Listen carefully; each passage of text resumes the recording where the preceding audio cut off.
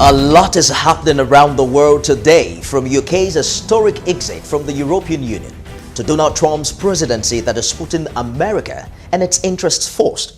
Now, there's also the emergence of a new generation of leaders from Luxembourg, Canada, Ireland, to the election of 39-year-old Emmanuel Macron in France. The world is changing, but to what extent will this change affect Nigeria and the African continent?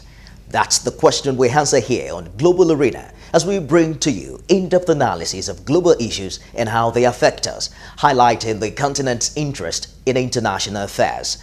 I am Nifemi Oguntoye.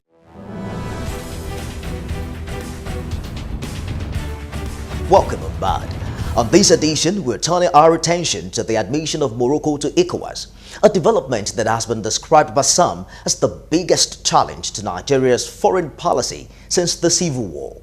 We'll begin with a review of ECOWAS' 51st summit, held for the first time in Liberia, where Morocco's membership application was approved in principle, despite the country being in North Africa.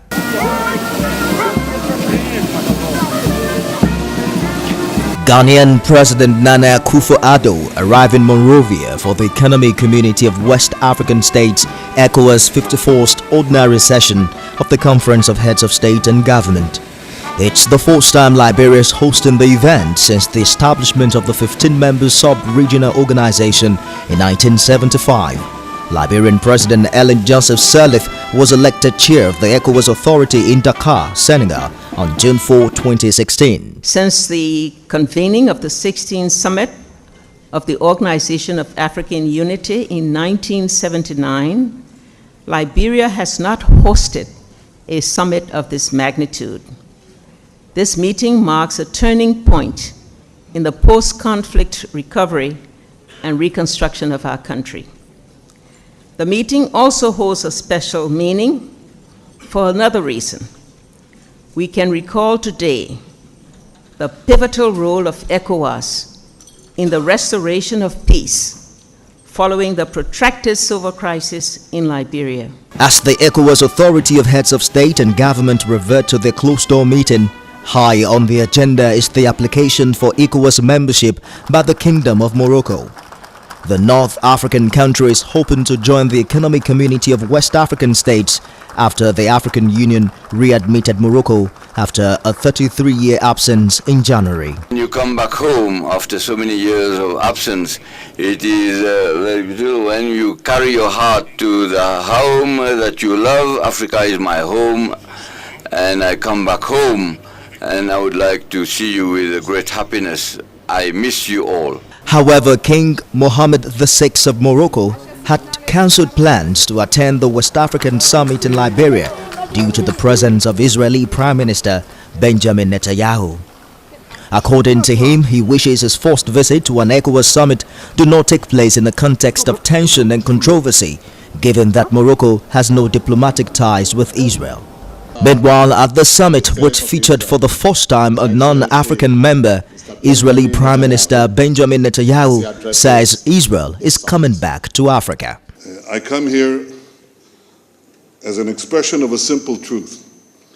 Israel is coming back to Africa, and Africa is coming back to Israel. I believe in Africa. I believe in Africa. I believe in its potential, present and future. It is a continent on the rise. Its people are diverse and talented. I've made strengthening our relations one of our top priorities. ECOWAS has in principle approved Morocco's membership application despite it being in North Africa. But ECOWAS leaders meeting in Liberia said the implications of its membership still needed to be considered before Morocco could formally join. So I want to thank you for the great honor of addressing you here today. I wish the best of luck to the incoming chairperson of ECOWAS. We're joined now in an exclusive chat with a former Nigerian ambassador who sheds more light on Morocco's ECOWAS membership and its impact on Nigeria's status as a regional power. Ambassador Olusegun Akinsoya is former ambassador of the Federal Republic of Nigeria to Ethiopia with concurrent accreditation to Djibouti. and was also permanent representative to the African Union and the United Nations Economic Commission for Africa. He is director and independent consultant at Gunsa African Consult, a consultancy firm with the Corporate Commission of Nigeria with a policy analysis focus on governance issues, humanitarian, and other related human security issues in Africa.